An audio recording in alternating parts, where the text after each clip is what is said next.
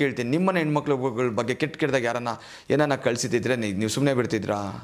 ಖಂಡಿತ ಯಾರು ಸುಮ್ಮನೆ ಬಿಡ್ತಿರ್ಲಿಲ್ಲ. ನೀವು ಬಿಡ್ತಿದ್ರಾ? ದರ್ಶನ್ ಮಾಡ್ದೇನೆ ಇರ್ಬೋದು, ಬೇರೆ ಯಾವುದೋ ಹೆಣ್ಮಕ್ಳುಗಳಿಗೆ ಮೆಸೇಜ್ ಕಳಿಸಿರ್ತಾರಲ್ಲ, ಅವ್ರು ಯಾರೇನೋ ಮಾಡಿರ್ಬೋದು, ಅದು ದರ್ಶನ್ ಮೇಲೆ ಬಂದಿರ್ಬೋದು, ಪವಿತ್ರ ಮೇಲೆ ಬಂದಿರ್ಬೋದು. ಏನಂತಾರೆ ಸರ್ಕಮ್ಸ್ಟೆನ್ಸ್.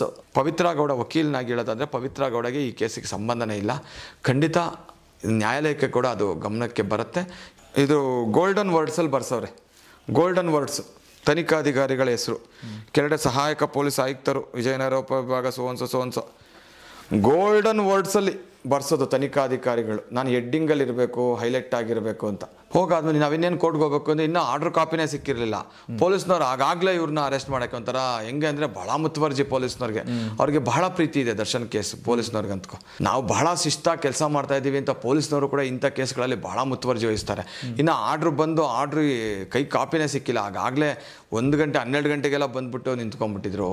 ಏನೋ ಓಡೋಗ್ಬಿಡ್ತಾರೆ ಅಂತ ಒಂಥರ ಹಿಡ್ಕೊಳಕ್ಕೆ ಹೋಗೋದು, ತೆಳ್ಳಕ್ಕೆ ಹೋಗೋದು. ಅವೆಲ್ಲ ಮಾಡಬಾರ್ದು. ಅದು ನೋಡಿ, ಈ ಥರ ಚಾರ್ಜ್ ಶೀಟನ್ನು ಒಂದು ಗ್ರಂಥಗಳು ಮಾಡ್ದಂಗೆ ಯಾವುದನ್ನ ಕೇಸಲ್ಲಿ ಮಾಡಿದಾರಾ? ಇದನ್ನು ಏನಕ್ಕೆ ತೋರಿಸ್ತಾ ಇದ್ದೀನಿ ಅಂದರೆ ಅಷ್ಟು ಮುತುವರ್ಜಿ. ಅನ್ಯಾಯವಾಗಿ ಇವತ್ತು ಒಂದು ಹೆಣ್ಮಕ್ಳಿಗೆ ಈ ಕೇಸಲ್ಲಿ ಸಿಕ್ಸಿದ್ದೀರಲ್ಲ, ನ್ಯಾಯನ ನೀವು ಕೂಡ ಒಂದಲ್ಲ ಒಂದು ದಿವಸ ಅದರ ಒಂದು ಪ್ರತಿಫಲನ ಖಂಡಿತ. ನಾವು ರೇಣುಕಾ ಸ್ವಾಮಿ ಸಾವಿಗೆ ಖಂಡಿತ ನೋವಿದೆ, ಪಾಪ ಆಗಬಾರ್ದಾಗಿತ್ತು. ಹಾಗಂತ ಆತನ ಹುತಾತ್ಮ ಮಾಡಬೇಡಿ.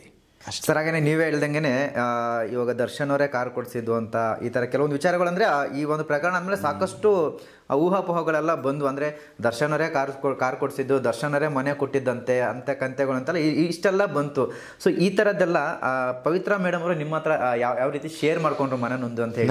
ನಾನು ಅದನ್ನು ಹೇಳೋರಿಗೆ ಒಂದು ಪ್ರಶ್ನೆ ಏನು ಗೊತ್ತಾ, ಯಾವತ್ತಾರು ದರ್ಶನ್ ಬಂದ್ಬಿಟ್ಟು ನಾನು ಕೊಡಿಸ್ತೆ ಅಂತ ಹೇಳೋರ? ಅಥವಾ ದರ್ಶನ್ ಏನಾದರೂ ಅವರು that is their personal things. Darshan ಏನು ಮಾಡಿದ್ದಾರೆ, ದರ್ಶನ್ ಏನು ಮಾಡಿಲ್ಲ, ದರ್ಶನ್ ಏನು ಕೊಟ್ಟಿದ್ದಾರೆ, ದರ್ಶನ್ ಏನು ಕೊಟ್ಟಿಲ್ಲ ಅನ್ನೋದು ದರ್ಶನಿಗೆ ಗೊತ್ತಿರುತ್ತೆ. ದರ್ಶನ್ ಯಾವತ್ತೂ ಕೂಡ ಹೇಳಿರಲಿಲ್ವಲ್ಲ. ಸೊ ಹಂಗಾಗಿ ಬೇರೆಯವ್ರಿಗೆ ಅವರ ಪರ್ಸ್ನಲ್ ಥಿಂಗ್ಸ್ಗಳ ಬಗ್ಗೆ ಮಾತಾಡೋಕ್ಕೆ ಯಾವ ಅಧಿಕಾರನೂ ಇಲ್ಲ ಅನ್ನೋದು ನನ್ನ ಒಂದು ಅಭಿಪ್ರಾಯ. ಆ್ಯಂಡ್ ಕಾರ್ ಬಗ್ಗೆ ನಾನು ವೆರಿ ಕ್ಲಿಯರಾಗಿ ಹೇಳ್ತೀನಿ. ಯಾಕೆಂದ್ರೆ ಡಾಕ್ಯುಮೆಂಟೇಷನ್ಸ್ ನನ್ನ ಹತ್ರ ಇವತ್ತಿಗೂ ಇದೆ. ರೇಂಜ್ ರೋವರ್ ಕಾರ್ದು ಅದು ಪವಿತ್ರ ಗೌಡ ತಂದೆ ಪುಟ್ಟಣ್ಣ ಅಂತ ಅವ್ರು ಕೊಡಿಸಿದ್ದು ಕಾರ್. ಅದು ಲೋನ್ ಹಾಕ್ಸಿದ್ದಾರೆ ಕೂಡ, ಅದರಲ್ಲಿ ಲೋನು ಇದೆ. ಸೊ ಅವ್ರು ಯಾವುದೋ ಒಂದು ಅವರು ದುಡ್ಡಲ್ಲಿ ಮಾಡಿರೋದು. ಸೊ ಹಂಗಾಗಿ ಅಂದರೆ ಇಲ್ಲ ಸಲ್ಲದ ಆರೋಪಗಳನ್ನ ಮಾಡೋದು ಅಷ್ಟು ಸರಿಯಲ್ಲ. ಅವ್ರ ಫ್ಯಾಮಿಲಿ ಬ್ಯಾಕ್ಗ್ರೌಂಡ್ ಚೆನ್ನಾಗಿದೆ, ಪವಿತ್ರ ಬ್ಯಾಕ್ಗ್ರೌಂಡು. ಸೊ ಹಂಗಾಗಿ ಇದೆಲ್ಲ ಒಂಥರ ಹೆಂಗಂದರೆ ಅವ್ರನ್ನ ಕಂಪ್ಲೀಟಾಗಿ ಅವ್ರನ್ನ ತೇಜೋವಧೆ ಮಾಡುವಂಥ ಕೆಲಸ ಖಂಡಿತ ಆಯಿತು. ಅದೆಲ್ಲ ಆಗಬಾರ್ದು. ಯಾವ ಹೆಣ್ಮಕ್ಳಾದ್ರೂ ಸ್ವಲ್ಪ ನಾವು ಗೌರವ ಕೊಡೋದನ್ನ ನಾವು ಕೂಡ ಕಲ್ತ್ಕೊಬೇಕು. ನಾವು ಗೌರವ ಕೊಟ್ಟಿಲ್ಲ ಅಂದರೆ ಅದು ನಮ್ಮ ಸಂಸ್ಕೃತಿನ ತೋರಿಸುತ್ತೆ.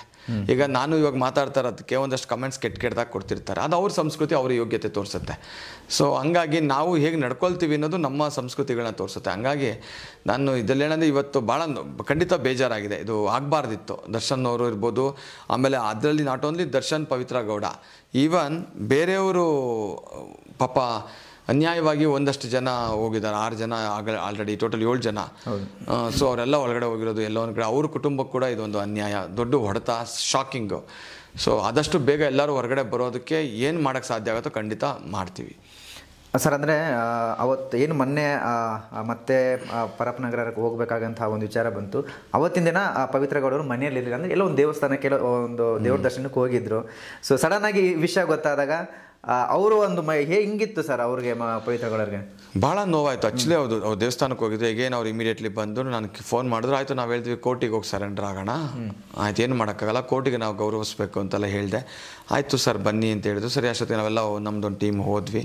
ಹೋಗಾದ್ಮೇಲೆ ನಾವಿನ್ನೇನು ಕೋರ್ಟ್ಗೆ ಹೋಗ್ಬೇಕು ಅಂದರೆ ಇನ್ನೂ ಆರ್ಡ್ರ್ ಕಾಪಿನೇ ಸಿಕ್ಕಿರಲಿಲ್ಲ. ಪೊಲೀಸ್ನವ್ರು ಆಗಾಗಲೇ ಇವ್ರನ್ನ ಅರೆಸ್ಟ್ ಮಾಡೋಕ್ಕೆ ಒಂಥರ ಹೆಂಗೆ ಅಂದರೆ ಭಾಳ ಮುತುವರ್ಜಿ ಪೊಲೀಸ್ನವ್ರಿಗೆ. ಅವ್ರಿಗೆ ಬಹಳ ಪ್ರೀತಿ ಇದೆ ದರ್ಶನ್ ಕೇಸ್ ಪೊಲೀಸ್ನವ್ರಿಗಂತೂ. ದರ್ಶನ್ಗೆ ಅಭಿಮಾನಿಗಳಿಗೆ ಎಷ್ಟು ದರ್ಶನ್ ಮೇಲೆ ಪ್ರೀತಿ ಇದೆಯೋ, ದರ್ಶನ್ ಕೇಸಲ್ಲಿ ಇರೋರ ಬಗ್ಗೆ ಪೊಲೀಸ್ನವ್ರಿಗೂ ಬಹಳ ಪ್ರೀತಿ. ಅಂದರೆ ನಾವು ಈ ಕೇಸಲ್ಲಿ ಹೇಗೆ ಅಂದರೆ ಮೀಡಿಯಾ ಬಹಳ ಫೋಕಸ್ ಮಾಡುತ್ತೆ. ನಾವು ಬಹಳ ಶಿಸ್ತಾಗಿ ಕೆಲಸ ಮಾಡ್ತಾ ಇದ್ದೀವಿ ಅಂತ ಪೊಲೀಸ್ನವರು ಕೂಡ ಇಂಥ ಕೇಸ್ಗಳಲ್ಲಿ ಬಹಳ ಮುತುವರ್ಜಿ ವಹಿಸ್ತಾರೆ. ಇನ್ನು ಆರ್ಡ್ರ್ ಬಂದು ಆರ್ಡ್ರ್ ಕೈ ಕಾಪಿನೇ ಸಿಕ್ಕಿಲ್ಲ, ಆಗಾಗಲೇ 1 ಗಂಟೆ 12 ಗಂಟೆಗೆಲ್ಲ ಬಂದ್ಬಿಟ್ಟು ನಿಂತ್ಕೊಂಡ್ಬಿಟ್ಟಿದ್ರು, ಎಲ್ಲಿ ಇದಾಗ್ಬಿಡ್ತಾರೋ ಅಂತ. ಆ್ಯಕ್ಚುಲಿ ಇವ್ರು ಪವಿತ್ರ ಗೌಡ ಕೋರ್ಟ್ಗೆ ಹೋಗಿ ಸರೆಂಡರ್ ಆಗೋಣ ಅಂತ ಅಂದ್ಕೊಳ್ಳೋರು, ಇಲ್ಲ ನಾವೇ ಕರ್ಕೊಂಡು ಹೋಗ್ಬೇಕು ನಿಮ್ಮನ್ನು ಅನ್ನೋ ಥರ ಬಂದು ಆರ್ಡ್ರ್ ಕಾಪಿನೇ ಕೊಡದೆ ಕರ್ಕೊಂಡು ಹೋಗಿ ಕೊನೆಗೆ ಅವ್ರಗಳ ಜೊತೆಲಿ ನಾವು ಹೋದ್ವಿ. ನಾವು ಹೋಗಿ 4 ಗಂಟೆಗೋ 4:15ಗೋ ನಮ್ಗೆ ಆರ್ಡ್ರ್ ಕಾಪಿ ಕೈಗೆ ಸಿಕ್ಕಿದ್ದು. ಅದಕ್ಕೂ ಮೊದಲೇ ಬರಬೇಕು ಅಂತ ಹಠಕ್ಕೆ ಹಿಡಿದ್ಬಿಟ್ಟಿದ್ರು ಪೊಲೀಸ್ನವರು. ಅಂದರೆ ಇದೇ ಥರ ಎಲ್ಲ ಕೇಸ್ಗಳಲ್ಲೂ ಪೊಲೀಸ್ ಕೆಲಸ ಮಾಡಿಬಿಟ್ರೆ ನಮ್ಮ ರಾಜ್ಯದಲ್ಲಿ ಕ್ರೈಮೇ ಇಲ್ದಂಗೆ ಆಗೋಗ್ಬಿಡುತ್ತೆ ಭಾಳ. ಏನಾದ್ರು ಇಷ್ಟೊಂದು ಮುತುವರ್ಜಿಯಿಂದ ಕೆಲಸ ಮಾಡಿಬಿಟ್ರೆ ಎಷ್ಟು ಚೆನ್ನಾಗಿರುತ್ತೆ ಅಂತ ನಾವು ಒಂದೊಂದ್ಸಲ ಅಂದ್ಕೊತೀವಿ. ಪಾಪ ಅವ್ರಿಗೆ ಎಲ್ಲ ಕೇಸ್ಗಳಲ್ಲೂ ಮುತುವರ್ಜಿ, ಇದರಲ್ಲಿ ಇರೋಷ್ಟು ಮೀಡಿಯಾ ಫೋಕಸ್ಸು, ಇದರಲ್ಲಿ ಇರೋಷ್ಟು importance, centre of the attraction home ಡಿಪಾರ್ಟ್ಮೆಂಟ್ಗೆ ಮೇ ಬಿ ಯಾವ ಕೇಸಲ್ಲೂ ಇಲ್ಲ. ಸೊ ಹಂಗಾಗಿ ನೋಡಿ ಈ ಕೇಸು ಬಹಳ ಮುತುವರ್ಜಿ ವಹಿಸ್ತಾರೆ ಪೊಲೀಸ್ನವರು. ಅಯ್ಯೋ ಎಲ್ಲೆಲ್ಲಿಂದನೂ ಬರುತ್ತೆ, ಏನು ಮಾಡೋಕ್ಕಾಗತ್ತೆ. ನಾವು ಅಂಥ ಒಂದು ದೇಶದಲ್ಲಿ, ರಾಜ್ಯದಲ್ಲಿ ಅಂಥ ಭ್ರಷ್ಟಾಚಾರದ ವ್ಯವಸ್ಥೆಯ ಮಧ್ಯೆ ಬದುಕ್ತಾ ಇದ್ದೀವಿ. ಮುಂದಿನ ದಿನಗಳಲ್ಲಿ ಅವಾಗೆಲ್ಲ ಸ್ವತಂತ್ರಕ್ಕೆ ಹೋರಾಟ ಮಾಡ್ತಾಯಿದ್ರು, ಮುಂದಿನ ದಿನಗಳಲ್ಲಿ ಭ್ರಷ್ಟಾಚಾರದ ವಿರುದ್ಧವಾಗಿ ಹೋರಾಟ ಮಾಡಬೇಕಾಗತ್ತೆ, ಬರೆದಿಟ್ಕೊಳ್ಳಿ. ಸರ್ ಹಾಗೇನೆ ಆ ದಿನ ಪವಿತ್ರ ಗೌಡರು ಒಳಗಡೆ ಇದ್ರು ಅನಿಸುತ್ತೆ. ಆ ದಿನ ಲೇಡಿ ಪೊಲೀಸ್ ಆಗಲಿ ಪೊಲೀಸ್ನವರೆಲ್ಲ ಹೋಗಿ ಬಾಗಿಲು ತಟ್ಟಿ ಅವ್ರನ್ನ ಕರ್ಕೊಂಬರೋಂಥ ಸನ್ನಿವೇಶ ನಾವು ನೋಡ್ತಿದ್ವಿ. ನಾವು ಕೂಡ ಅಲ್ಲೇ ಕವರೇಜ್ ಹೋಗಿದ್ವಿ. ಅಂಥ ಸಂದರ್ಭದಲ್ಲಿ ಪವಿತ್ರ ಗೌಡರ ಮಗಳು ಒಂದು ಪರಿಸ್ಥಿತಿ ಹೇಗಿತ್ತು ಸರ್? ಇಲ್ಲ, ಆ ಮಗಳು ಅವಾಗ ಇರಲಿಲ್ಲ ಪಾಪ, ಅವರು ಸ್ಕೂಲ್ಗೆ ಹೋಗಿದ್ರು. ಬಟ್ ಒಳಗಡೆ ಬಂದು ಅವ್ರು ಹೆಂಗೆ ಗೊತ್ತಾ, ಈ ಪೊಲೀಸು ನಾನು ನೋಡ್ತಿರ್ತೀನಿ, ಏನೋ ಓಡೋಗ್ಬಿಡ್ತಾರೆ ಅಂತ ಒಂಥರ ಹಿಡ್ಕೊಳಕ್ಕೆ ಹೋಗೋದು, ತೆಳ್ಳಕ್ಕೆ ಹೋಗೋದು. ಅವೆಲ್ಲ ಮಾಡಬಾರ್ದು, ಅದು that is violation of human rights. ಆಯಿತಾ, ನಾವು ಅಬ್ಸರ್ವ್ ಮಾಡ್ತಿರ್ತೀವಿ, ಏನೋ ಒಂಥರ ನಾವು ಅವ್ರನ್ನ ಹಿಡ್ಕೊಂಬಂದ್ವಿ ಅನ್ನೋ ಥರ ಪೋಟ್ರೆ ಮಾಡೋದು, ಅವೆಲ್ಲ ಮಾಡಬಾರ್ದು. ಪೊಲೀಸ್ನವರು ಎಲ್ಲರೂ ಹ್ಯೂಮನ್ಸೇ. ಅವ್ರ ಮನೆಯಲ್ಲೇ ಇದ್ದಾರೆ, ಏನು ಕೋರ್ಟ್ ಆರ್ಡ್ರ್ ಸಿಕ್ಕಿಲ್ಲ, ಮನೆಯಲ್ಲೇ ಇದ್ದು ಕೋರ್ಟಿಗೆ ನಾನು ತಲೆಬಾಗ್ತೀನಿ ಅಂತ ಅನ್ನೋವಾಗ ತಪ್ಪಿಸ್ಕೊಂಡು ಹೋಗೋವಂಥ ಪ್ರಸಂಗ ಏನು ಬರೋದಿಲ್ಲ. ಆರಾಮಾಗಿ ಸರೆಂಡರ್ ಆಗ್ತಾರೆ, ಕೋರ್ಟ್ ಮುಂದೆ ಹೋಗ್ತಾರೆ. ಪೊಲೀಸ್ ಅದೇ ಹೇಳಿದ್ನಲ್ಲ, ನಾವು ಕೆಲಸ ಮಾಡ್ತಾ ಇದ್ದೀವಿ ಅಂತ ತೋರಿಸ್ಕೊಳ್ಳೋದಕ್ಕೋಸ್ಕರ ಈ ಪ್ರಕರಣದಲ್ಲಿ ಮಾಡಿದ್ದಾರೆ. ಆಮೇಲೆ ಈ ಕೇಸಲ್ಲಿ ಭಾಳ ಮುಖ್ಯವಾಗಿ ಈ ಕೇಸಲ್ಲಿ ಮಾಡಿರೋ ಥರ ಒಂದು ಇನ್ವೆಸ್ಟಿಗೇಷನ್ನು ಮತ್ತೊಂದು ಬೇರೆ ಯಾವ ಪ್ರಕರಣಗಳಲ್ಲಿ ಮಾಡಲ್ಲ. ಒಂದು ಬುಕ್ ಇದೆ ನೋಡಿ, ಬ್ಲಾಕ್ ಕಲರ್ ಕೊಡಿ, ಅದನ್ನೊಂದು 2-3 ಬುಕ್ ಕೊಡಿ ಸಾಕು, ಮೇಲ್ಗಡೆ ತೆಗಿರಿ ಅದು. ಅದೇ ನೋಡಿ, ಆ ಬುಕ್ಕನ್ನು ತೋರಿಸ್ತೀನಿ ನಾನು ನಿಮಗೆ, ಆ ಬುಕ್ಕುಗಳು ತೋರಿಸ್ತೀನಿ ನಾನು. ಈ ಥರ ಬುಕ್ಕುಗಳು ಚಾರ್ಜ್ ಶೀಟ್, ಇದು ಸುಮಾರು ಒಂದು 12-13 ವಾಲ್ಯೂಮ್ಸು ಅದೆಷ್ಟೋ ಇದೆ ನೋಡಿ. ಇದನ್ನು ಬಹಳ ಫೋಕಸ್ ಮಾಡಿ ನೋಡಿ. ನಾನು ಇದನ್ನು ಹಲವಾರು ಮಾಧ್ಯಮಗಳಲ್ಲಿ ತೋರಿಸ್ದೆ ಕೂಡ ನೋಡಿ. ಈ ಥರ ಚಾರ್ಜ್ ಶೀಟನ್ನು ಒಂದು ಗ್ರಂಥಗಳು ಮಾಡ್ದಂಗೆ ಯಾವುದನ್ನ ಕೇಸಲ್ಲಿ ಮಾಡಿದಾರಾ? ಇದನ್ನು ಏನಕ್ಕೆ ತೋರಿಸ್ತಾ ಇದ್ದೀನಿ ಅಂದರೆ, ಅಷ್ಟು ಮುತುವರ್ಜಿ. ಬೇರೆ ಯಾವುದನ್ನ ಚಾರ್ಜ್ ಶೀಟ್ ಹಾಕಬೇಕು ಅಂದರೆ ಪೇಪರ್ಗಳನ್ನೆಲ್ಲ ಸೇರಿಸ್ಬಿಟ್ಟು ಒಂದು ಹೊಲದ್ಬಿಟ್ಟು ಕೋರ್ಟಿಗೆ ಸುಮ್ಮನೆ ಬಿಸಾಕ್ತಾರೆ. ಆದರೆ ಈ ಕೇಸಲ್ಲಿ ಒಂದು ಗ್ರಂಥ ಮಾಡ್ದಂಗೆ ಮಾಡ್ತಾರೆ. ಆ್ಯಂಡ್ ಬಹಳ ಇಂಪಾರ್ಟೆಂಟಾಗಿ ನನಗೆ ಒಂದೇ ಒಂದು ಇಲ್ಲಿ ನೋಡಿ, ಇದರಲ್ಲಿ ತನಿಖಾಧಿಕಾರಿಗಳು ಅವ್ರದ್ದು ಹೆಸರು ಇದು ಗೋಲ್ಡನ್ ವರ್ಡ್ಸಲ್ಲಿ ಬರ್ಸವ್ರೆ. ಗೋಲ್ಡನ್ ವರ್ಡ್ಸ್ ತನಿಖಾಧಿಕಾರಿಗಳ ಹೆಸರು. ಕೆಳಗಡೆ ಸಹಾಯಕ ಪೊಲೀಸ್ ಆಯುಕ್ತರು, ವಿಜಯನಗರ ಉಪವಿಭಾಗ ಸೋನ್ಸೋ ಗೋಲ್ಡನ್ ವರ್ಡ್ಸಲ್ಲಿ ಬರ್ಸೋದು ತನಿಖಾಧಿಕಾರಿಗಳು. ನಾನು ಹೆಡ್ಡಿಂಗಲ್ಲಿ ಇರಬೇಕು, ಹೈಲೈಟ್ ಆಗಿರಬೇಕು ಅಂತ. ಬಹಳ ಮುಖ್ಯವಾಗಿ ಅವರು ಇದೇನು ಸ್ಪಾನ್ಸರ್ ಅವರೇ ಮಾಡಿದಾರೇನೋ ನಂಗೆ ಗೊತ್ತಿಲ್ಲಪ್ಪ. ಓಕೆ, ಅಂದರೆ ಅಷ್ಟರ ಮಟ್ಟಿಗೆ ಮುತುವರ್ಜಿ. ಇವ್ರಿಗೆ ತನಿಖಾಧಿಕಾರಿಗಳ ಹೆಸರನ್ನು ಇಲ್ಲಿ ಹಾಕ್ಕೊಳ್ಳುವಂಥ ಪರ್ಮಿಷನ್ ಕೊಟ್ಟವ್ರು ಯಾರು? ಈ ಬುಕ್ಕನ್ನು ಮಾಡೋದಕ್ಕೆ ಸರ್ಕಾರ ದುಡ್ಡು ಕೊಡ್ತಾ ಇಲ್ಲ, ಇವರೇ ಮಾಡಿದ್ರಾ? ಇವರೇ ಮಾಡೋದಾದರೆ ತಪ್ಪು, ಅದು ತಪ್ಪು. ಸರ್ಕಾರ ದುಡ್ಡು ಕೊಡ್ತು ಅನ್ನೋದಾದರೆ ಇದೆಲ್ಲ ಏನಿದೆ ಅರ್ಥ? ಇದೇನು ಡ್ರಾಫ್ಟೆಡ್ ಬೈ ಅಂದರೆ ತನಿಖಾಧಿಕಾರಿಗಳು ಅಂದರೆ ಇವರು ಡ್ರಾಫ್ಟೆಡ್ ಬೈ ಅಂದರೆ ಇವ್ರಿಗೆ ಹೆಂಗೆ ಬೇಕಂಗೆ ಸ್ಕ್ರಿಪ್ಟ್ ಮಾಡಿದ್ದಾರೆ ಅಂತನಾ? ಅದು ನೋಡಿ ಹೆಂಗೆ ಇದು ಸುವರ್ಣಾಕ್ಷರಗಳಲ್ಲಿ ಭಾಳ ಚೆನ್ನಾಗಿ. ನಾನು ಇದನ್ನು ಯಾಕೆ ಹೇಳ್ತಾ ಇದ್ದೀನಿ ಅಂದರೆ, ಇಷ್ಟು ಮುತುವರ್ಜಿ ಇದೇ ತನಿಖಾಧಿಕಾರಿಗಳಿಗಿರ್ಬೋದು, ಬೇರೆ ತನಿಖಾಧಿಕಾರಿಗಳಿಗಿರ್ಬೋದು, ಬೇರೆ ಕೇಸಲ್ಲಿರ್ಬೋದು, ಎಲ್ಲ ಕೇಸಲ್ಲೂ ತೋರಿಸಿ ನಿಮ್ಮ ಜವಾಬ್ದಾರಿನ. ನಿಮ್ಮ ಜವಾಬ್ದಾರಿ ಇದೊಂದು ಕೇಸಲ್ಲ, ಬೇರೆ ಕೇಸಲ್ಲೂ ತೋರಿಸಿ. ಹೀಗೆ ಇರೋಲ್ಲ, ಇವತ್ತು ಬ್ಲ್ಯಾಕ್ ನಾಳೆ ವೈಟ್, ಇವತ್ತು ನಿಮ್ಮ ಲಾಫಿಂಗ್ ನಾಳೆ crying. So wait and see. ನ್ಯಾಯ ಅನ್ನೋದು ಯಾವತ್ತಿದ್ರೂ ಹೊರಗಡೆ ಬರುತ್ತೆ. ಅನ್ಯಾಯವಾಗಿ ಇವತ್ತು ಒಂದು ಹೆಣ್ಮಕ್ಳಿಗೆ ಈ ಕೇಸಲ್ಲಿ ಸಿಕ್ಸಿದ್ದೀರಲ್ಲ, ನ್ಯಾಯನ ನೀವು ಕೂಡ ಒಂದಲ್ಲ ಒಂದು ದಿವಸ ಅದರ ಒಂದು ಪ್ರತಿಫಲನ ಖಂಡಿತ ಒಂದು ಪ್ರತಿಫಲನ ಪಡಿಬೇಕಾಗ್ತದೆ. ನಾನು ಹೇಳೋದು ಯಾವತ್ತೂ ಕೂಡ ಹಳ್ಳಕ್ಕೆ ಬಿದ್ದಾಗ ಆಳ್ಗೊಂದು ಕಲ್ಲು ಅಂತ ಹಾಕಬಾರ್ದು, ಆಯಿತಾ? ಇದರಿಂದಗಡೆ ಯಾರ್ಯಾರ ಹ್ಯಾಂಡ್ ಇದೆ ಏನಿದೆ ಖಂಡಿತ ನಮಗೆ ಗೊತ್ತಿಲ್ಲ. ಆದರೆ ಒಂದಲ್ಲ ಒಂದು ದಿವಸ ಸತ್ಯ ಹೊರಗಡೆ ಬರಲೇಬೇಕು. ನಾವು ರೇಣುಕಾ ಸ್ವಾಮಿ ಸಾವಿಗೆ ಖಂಡಿತ ನೋವಿದೆ, ಪಾಪ ಆಗಬಾರ್ದಾಗಿತ್ತು. ಹಾಗಂತ ಆತನ ಹುತಾತ್ಮ ಮಾಡಬೇಡಿ, ಆತನ ಮಹಾತ್ಮನ ಮಾಡಬೇಡಿ. ಯಾಕಂದರೆ ಇದೇ ಪ್ರಕರಣದಲ್ಲಿ ಇದೇ ಚಾರ್ಜ್ ಶೀಟಲ್ಲಿ ಆತ ಹಲವಾರು ಜನ ಹೆಣ್ಮಕ್ಳಿಗೆ ಕೆಟ್ಟದಾಗಿ ಮೆಸೇಜ್ ಕಳಿಸಿದ್ದ ಅಂತ ಹೇಳ್ತಾರೆ. ಆತನ ಕ್ಯಾರೆಕ್ಟರ್ ಹಾಗಾದರೆ ಹೇಗಿತ್ತು?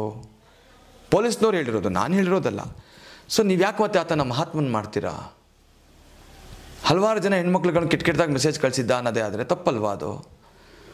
ಈಗ ನಿಮ್ಮನೆ ಹೆಣ್ಮಕ್ಳುಗಳ ಬಗ್ಗೆನೇ ನಾನು ಇಲ್ಲೇ ಕೇಳ್ತೀನಿ, ನಿಮ್ಮನೆ ಹೆಣ್ಮಕ್ಳುಗಳ ಬಗ್ಗೆ ಕೆಟ್ಟದಾಗ ಯಾರನ್ನ ಏನನ್ನ ಕಳಿಸಿದ್ರೆ ನೀವು ಸುಮ್ಮನೆ ಬಿಡ್ತಿದ್ರಾ?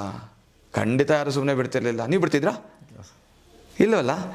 ಸೇಮ್ ಹಾಗಂತ ಅಂದ್ಬಿಟ್ಟು ದರ್ಶನ್ ಇದರಲ್ಲಿ ಏನೋ ಮಾಡಿದ್ದಾರೆ ಅಂತ ಅರ್ಥ ಅಲ್ಲ. ದರ್ಶನ್ ಮಾಡ್ದೇನೆ ಇರ್ಬೋದು, ಬೇರೆ ಯಾವುದೋ ಹೆಣ್ಮಕ್ಳುಗಳಿಗೆ ಮೆಸೇಜ್ ಕಳಿಸಿರ್ತಾರಲ್ಲ, ಅವ್ರು ಯಾರೇನೋ ಮಾಡಿರ್ಬೋದು, ಅದು ದರ್ಶನ್ ಮೇಲೆ ಬಂದಿರ್ಬೋದು, ಪವಿತ್ರ ಮೇಲೆ ಬಂದಿರ್ಬೋದು. ಏನಂತಾರೆ ಸರ್ಕಮ್ಸ್ಟೆನ್ಸ್ ವಿಟ್ನೆಸ್ಗಳು, ಸಿಚುವೇಶನ್ಸ್ಗಳು, ಏನೋ ನೀವು ಇಲ್ಲಿ ಬಂದಾಗ ಇಲ್ಲಿ ಏನೋ ಆಯಿತು ಅಂದರೆ ಘಟನೆಗೆ ಅದಕ್ಕೆ ನೀವು ಕಾರಣ ಅಂತ ಈ ಥರ ಏನೋ ಒಂದು ಆಗಿ ಇವ್ರ ಮೇಲೆ ಹೊಣೆ ಬಂದಿರ್ಬೋದು. ಏನು ಸಮಯ ಸಂದರ್ಭಗಳು. ಇತ್ತೀಚಿನ ದಿನಗಳಲ್ಲಿ ಯಾರೋ ಗಂಡ ಹೆಂಡ್ತಿನ ಸಾಯಿಸ್ಬಿಟ್ಟ ಅಂತ ಅವ್ನು ಜೈಲಲ್ಲಿದ್ದ, ನಿಮಗೆ ಮಾಧ್ಯಮಗಳಲ್ಲೆಲ್ಲ ಬಂದಿತ್ತು. ಕೋರ್ಟ್ ಅವನಿಗೆ ಶಿಕ್ಷೆನೂ ಕೊಟ್ಬಿಟ್ಟಿತ್ತು. ಅವನು ಕೋರ್ಟಲ್ಲಿದ್ದ. ಕೊನೆಗೆ ನೋಡಿದ್ರೆ ಹೆಂಡ್ತಿ ಒಂದು 3 ವರ್ಷ 4 ವರ್ಷ ಆದಮೇಲೆ ಹೆಂಡ್ತಿ ಎಲ್ಲೋ ಸಿಕ್ಕಿದ್ಲು ಅಂತ ಹೇಳಿ ಕರ್ಕೊಂಬಂದು ಕೊನೆಗೆ ಅದು ರಿವೋಕ್ ಆಗಿ ಅವನು ಆಚೆ ಬಂದ. ಆದರೆ ಅವನು ಅನುಭವಿಸಿದ ಶಿಕ್ಷೆ, ಪೊಲೀಸ್ ವ್ಯವಸ್ಥೆನೂ ಸರಿಯಾಗಿ ಕೆಲಸ ಮಾಡಲಿಲ್ಲ, ನ್ಯಾಯಾಲಯಕ್ಕೂ ತಪ್ಪು ಸಾಕ್ಷಿ ಕೊಟ್ಟರು, ಕೊನೆಗೆ ಆತ ಕೋರ್ಟಲ್ಲಿ ಶಿಕ್ಷೆ ಅನುಭವಿಸ್ದಂಗಾಯಿತು. ಎಷ್ಟು ಕಷ್ಟ ಆಯಿತು. ಇದೇ ಥರನೇ ಇದು ಕೂಡ ಒಂದಲ್ಲ ಒಂದು ಸತ್ಯ ಬೆಳಕಿಗೆ ಬರುತ್ತೆ. ದರ್ಶನ್ ಅವ್ರು ಇರ್ಬೋದು ಅಥವಾ ಆ ಕೇಸಲ್ಲಿರ್ತಕ್ಕಂಥ ಹುಡುಗರು ಇರ್ಬೋದು, ಖಂಡಿತವಾಗಿಯೂ ನಿರಪರಾಧಿಗಳಾಗಿ ಹೊರಗಡೆ ಬರ್ತಾರೆ. ಅದರಲ್ಲೂ ಭಾಳ ಮುಖ್ಯವಾಗಿ ಪವಿತ್ರ ಗೌಡ ವಕೀಲನಾಗಿ ಹೇಳೋದಾದರೆ, ಪವಿತ್ರ ಗೌಡಗೆ ಈ ಕೇಸಿಗೆ ಸಂಬಂಧನೇ ಇಲ್ಲ. ಖಂಡಿತ ನ್ಯಾಯಾಲಯಕ್ಕೆ ಕೂಡ ಅದು ಗಮನಕ್ಕೆ ಬರುತ್ತೆ. ಇವತ್ತಲ್ಲ ನಿರಪರಾಧಿಗಳಾಗಿ ಬರ್ತಾರೆ. ಬೇಗ ಬರಬೇಕು ಅಂತ ಕೂಡ ನಾವು ಕೂಡ ಕೇಳ್ಕೊಳ್ಳೋದು. ಯಾಕಂದರೆ ನಾವು ಅಲ್ಟಿಮೇಟಾಗಿ ನಂಬಿರೋದು ನ್ಯಾಯಾಲಯನ, ನ್ಯಾಯ ಸಿಕ್ಕತ್ತೇನೋ ನಂಬಿಕೆ ನಮಗಿದೆ. ಸೊ ಹಾಗೇನೆ ಪವಿತ್ರ ಗೌಡರು ಕೂಡ ಅವತ್ತಿನ ದಿನನೇ ಅನ್ಸುತ್ತೆ ಅವರು ಕೂಡ ಒಂದು ಇನ್ಸ್ಟಾಗ್ರಾಮ್ ಖಾತೆಯಲ್ಲಿ ಒಂದು ಇದು ಹಾಕೊಂಡಿದ್ರು, ನಂಗೆ ನ್ಯಾಯ ಸಿಗುತ್ತೆ ಅಂತ ಹೇಳಿ ಕೂಡ. ಸರ್ ಯಾಕೆ ಹಾಕೊಂತಾರೆ ಹೇಳಿ? ಬಿಕಾಸ್ ಅವ್ರಿಗೊಂದು ನಂಬಿಕೆ, ನಾನು ಏನು ತಪ್ಪು ಮಾಡಿಲ್ಲ, ಜಸ್ಟಿಸ್ ಇದೆ, ನ್ಯಾಯ ಸಿಗುತ್ತೆ ಅಂತ ಹಾಕ್ಕೊಂಡಿದ್ರು. ಅವ್ರಿಗೆ ಅಷ್ಟೊಂದು ಕಾನ್ಫಿಡೆನ್ಸು, ನಾನು ತಪ್ಪೇ ಮಾಡಿಲ್ಲ ಅಂತ, ಅದಕ್ಕೋಸ್ಕರ ಹಾಕ್ಕೊಂಡಿದ್ರು. ಅದು ನೋಡಿದ್ರೆ ಉಲ್ಟಾ ಈ ಥರ ಆಗೋಯ್ತು. ಅವ್ರಿಗೆ ಎಷ್ಟು ಹರ್ಟ್ ಆಗಿರುತ್ತೆ ಹೇಳಿ. ಅವರೇ ಹಾಕ್ಕೊಂಡಿದ್ರು ನಂಗೆ ನ್ಯಾಯ ಸಿಗುತ್ತೆ, ನಾನೇನು ತಪ್ಪು ಮಾಡಿಲ್ಲ ಅಂತ ಹಾಕ್ಕೊಂಡಿದ್ರು. ನೋಡಿದ್ರೆ ಈ ಥರ ಆಯಿತು. ಸೊ ಏನು ಮಾಡೋಕ್ಕಾಗತ್ತೆ? ಇದು ಜನ ಅರ್ಥ ಮಾಡ್ಕೊಳ್ಬೇಕು. ಆದರೆ ನಾನು ಹೇಳೋದೇನೆಂದರೆ, ದಯವಿಟ್ಟು ಒಂದು ಹೆಣ್ಣುಮಗಳನ್ನ ದೂಷಿಸಬೇಡಿ, ಯಾರನ್ನು ದೂಷಿಸಬೇಡಿ. ಆಮೇಲೆ ಇದೇ ಮುಖಾಂತರ ನಾನು ಅವ್ರ ಫ್ಯಾನ್ಸ್ಗಳನ್ನ ಕೂಡ ಕೇಳ್ಕೊಳ್ತೀನಿ, ದರ್ಶನ್ ಪರ್ಸ್ನಲ್ ವಿಚಾರಗಳಿಗೆ ಗೌರವಿಸಿ.